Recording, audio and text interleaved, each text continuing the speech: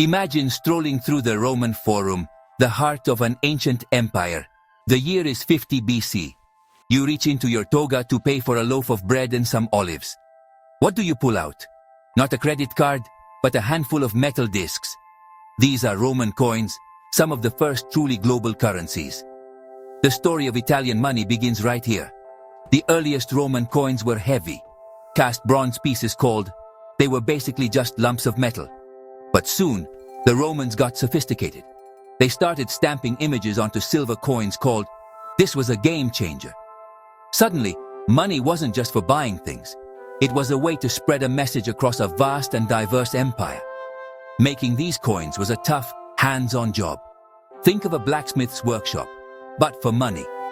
Workers would take a blank metal disc, called a flan, and place it between two carved dies. One die was set in an anvil, and the other was on the end of a punch. Then, a strong man would swing a heavy hammer, whack, and an image was instantly imprinted on both sides of the coin. It was a crude but effective process. This is why no two ancient Roman coins are perfectly identical. Some are off-center, some are weakly struck. Each one is a unique handmade piece of history, a tangible link to the person who hammered it into existence 2,000 years ago. So, what did you see on these coins? Well, the emperor's face, of course. Starting with Julius Caesar, Roman rulers realized that coins were the best way to get their portrait into every corner of the empire. It was like a social media profile picture, but made of silver or gold.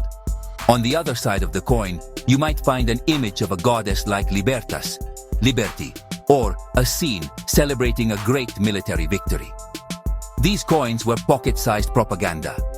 They told stories, reinforced power, and spread Roman values from the misty shores of Britain to the sandy deserts of Egypt. They were a powerful tool for building an empire. For the average Roman, these coins were the lifeblood of the economy. A skilled laborer might earn 1 denarius for a day's work. With that, he could buy food for his family or pay his rent. Soldiers were paid in coins, and when they retired, they received a pension in coins. Coins were used for everything from paying taxes to offering gifts to the gods at the local temple. They were so important that when the Roman Empire began to crumble, you could see it in the money. The silver content in the denarius dropped, and the coins became smaller and lighter. The currency itself was a barometer of the empire's health.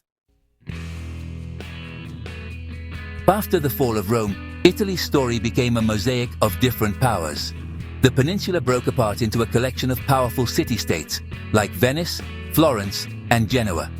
And each of these proud cities minted its own money. This was a time of intense competition and incredible creativity, and you can see it in their coins. Venice created the silver, a reliable coin that became a standard for trade across the Mediterranean. It showed the Doge, the leader of Venice, receiving a banner from St. Mark, the city's patron saint. It was a bold declaration of Venetian pride and commercial might, a little piece of brand identity you could carry in your purse. In Florence, the bankers and merchants were creating a financial revolution. In 1252, they introduced a game-changing coin, the gold. This was one of the purest gold coins made in Europe, and it quickly became the continent's preferred currency for international trade. Think of it as the US dollar of the Middle Ages. Its design was simple but iconic. On one side was the city's emblem, the fleur-de-lis, and on the other was John the Baptist. The florin's stability and value helped fuel the incredible artistic and cultural boom we now call the Renaissance. Great art costs money, and Florence's strong currency helped pay for the masterpieces of Michelangelo and Leonardo da Vinci. The Renaissance wasn't just a rebirth of art, it was a rebirth of coinage too. Artists who were sculpting magnificent statues were also hired to design coins.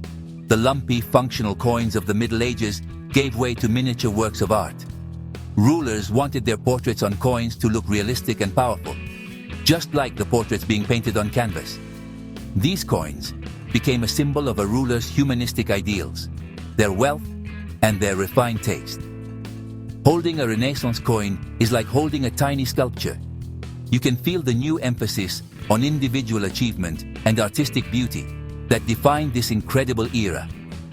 Imagine you're a wool merchant in the 1400s, traveling from Florence to Venice. Your journey would have been a financial headache. You'd have to exchange your Florentine florins for Venetian ducats or other local currencies. Money changers, sitting at benches, or the Italian word for bench, which gave us the word bank, were essential. Each city-state's coin was a statement of its independence and economic power. The sheer variety of coins tells a story of a divided but vibrant Italy, a patchwork of competing powers, each leaving its metallic mark on history before the idea of a single, unified nation took hold. For centuries, Italy was more of a geographic expression than a single country. But in the 19th century, a powerful movement called the Resurgence swept the peninsula. Patriots like Giuseppe Garibaldi fought to unite the patchwork of kingdoms and city-states into one nation. And what does a new nation need? A new currency. In 1861, with the Kingdom of Italy proclaimed, there was introduced as the single official currency. This was a huge step. Gone were the florins, ducats and scudi. For the first time, a person could travel from Sicily in the south to the Alps in the north, using the same money. The design of the new lira was all about celebrating this newfound unity. The first coins featured the portrait of King Vittorio Emanuele II, the first king of a united Italy. He wasn't just a monarch, he was a symbol of the nation itself.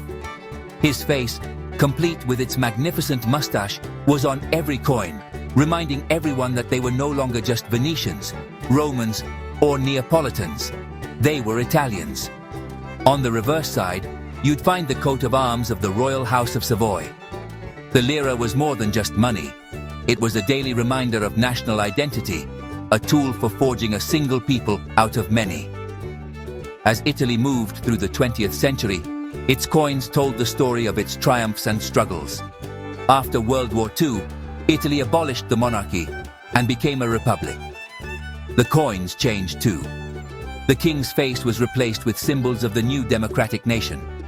One of the most beloved designs featured a female head, representing Italy, surrounded by stars. Other coins celebrated Italy's strengths, craftsmanship, agriculture, and art. You could find images of a grapevine, an olive branch, or a dolphin. These designs reflected a country that was rebuilding itself, proud of its heritage and hopeful for its future. For many Italians, and for travelers like me who visited before 2002, the lira was a source of delightful confusion. The numbers were huge. A simple gelato could cost 2,000 lire. Your dinner bill might run into the hundreds of thousands. You felt like a millionaire, even if you were just buying a postcard. The coins themselves were a quirky mix. There were tiny, almost worthless aluminum coins and big, heavy 500 lire coins made of two different metals. The lira was a currency with a lot of character, a bit chaotic but full of life, just like Italy itself. It was the soundtrack to daily life for generations. On January 1st, 2002, everything changed. Italy, along with 11 other European nations, embraced a new currency, the euro. This was a monumental shift. The beloved, if inflated, lira was retired, and Italians had to trade in their handfuls of clanging coins for this sleek new money. For a while, both currencies were used side by side, leading to a confusing period of double pricing. Shopkeepers and customers alike had to become quick masters of mental math, converting thousands of lire into single-digit euros. It was the end of an era, and for many Italians, saying goodbye to the lira felt like saying goodbye to an old friend. But here's where Italy's coin story gets really interesting.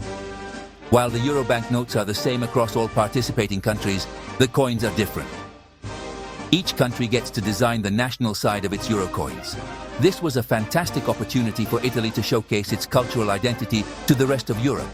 And they did it in the most Italian way possible, through art. The designs weren't chosen by a committee in a stuffy room. Instead, the country's national television network let the Italian public vote for their favorite designs from a selection of masterpieces. It was a wonderfully democratic and artistic process. As a result, carrying Italian euros is like having a mini art museum in your pocket. The €1 coin features one of the most famous drawings in the world, Leonardo da Vinci's. It's a powerful symbol of the Renaissance, humanism, and the perfect blend of art and science. The €2 coin shows a portrait of the great poet Dante Alighieri, the father of the Italian language, as painted by Raphael. And my personal favorite is the 10-cent coin, which features the face of Venus from Botticelli's masterpiece. Each coin is a celebration of Italy's immense contribution to Western civilization. So today, when you're in Italy, take a moment to really look at your change. That coin you used to buy an espresso or a bus ticket is more than just money.